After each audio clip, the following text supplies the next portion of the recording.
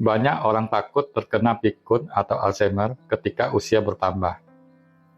Tetapi, hanya sedikit yang tahu bahwa ada satu zat kecil di dalam darah yang bisa diam-diam merusak otak selama bertahun-tahun, tanpa kita sadari.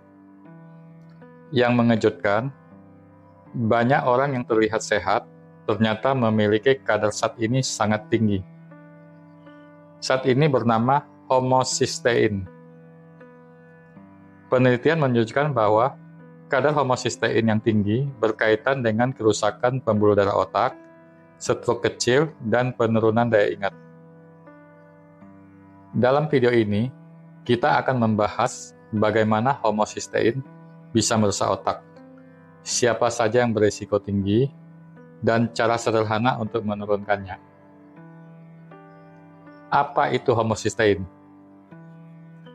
Homocysteine adalah zat yang terbentuk ketika tubuh memproses asam amino metionin dari makanan. Metionin banyak terdapat dalam makanan berprotein seperti daging, ikan, telur. Dalam jumlah kecil, homocysteine sebenarnya normal. Tetapi jika kadarnya terlalu tinggi, zat ini bisa merusak, berubah menjadi racun bagi pembuluh darah dan sel saraf. Mengapa homocysteine berbahaya bagi otak? Ada 3 cara utama homocysteine merusak otak. Pertama, merusak pembuluh darah otak. Homocysteine dapat merusak lapisan dalam pembuluh darah yang disebut endotel. Akibatnya, pembuluh darah menjadi kaku, aterosklerosis lebih cepat terbentuk, aliran darah ke otak terganggu. Kondisi ini meningkatkan risiko stroke kecil berulang, yang sering tidak disadari. Tetapi jika terjadi terus-menerus, stroke kecil ini dapat menyebabkan demensia vaskuler atau menjadi pikun. Kedua, mempercepat penuaan otak. Homocysteine juga meningkatkan stres oksidatif di dalam sel. Artinya, radikal bebas meningkat, mitokondria rusak, sel saraf mati lebih cepat. Proses ini mempercepat penuaan otak. Ketiga, berkaitan dengan Alzheimer. Beberapa penelitian menemukan bahwa homocysteine tinggi berhubungan dengan peningkatan beta amyloid, pengecilan volume otak, penurunan daya ingat. Karena itu, banyak ilmuwan sekarang menganggap homocysteine sebagai salah satu faktor risiko penting Alzheimer. Kadar homocysteine yang perlu diwaspadai. Secara umum, idealnya 6-8 mikromol per liter. Borderline 8-12, tinggi di atas 12, sangat tinggi di atas 15. Semakin tinggi kadarnya, semakin besar risiko kerusakan pembuluh darah dan otak. Mengapa homocysteine bisa tinggi?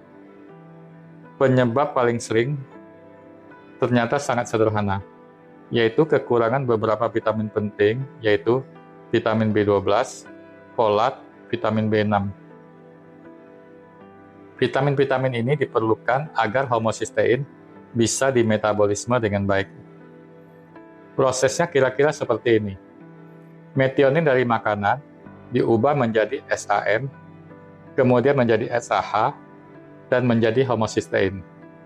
Setelah terbentuk, homocysteine bisa masuk ke 2 jalur. Jalur pertama, kembali menjadi metionin, memerlukan vitamin B12 dan folat. Jalur kedua, diubah menjadi cysteine, memerlukan vitamin B6. Dari cysteine kemudian terbentuk glutathione, salah satu antioksidan terkuat dalam tubuh. Jadi kekurangan B12, folat, atau B6 bisa menyebabkan homocysteine menumpuk di dalam darah. Siapa yang berisiko memiliki homocysteine tinggi? Beberapa kelompok orang lebih berisiko. Umur di atas 50-60 tahun, di mana penyerapan vitamin B12 dan folat mulai menurun. Pengguna obat penurun asam lambung.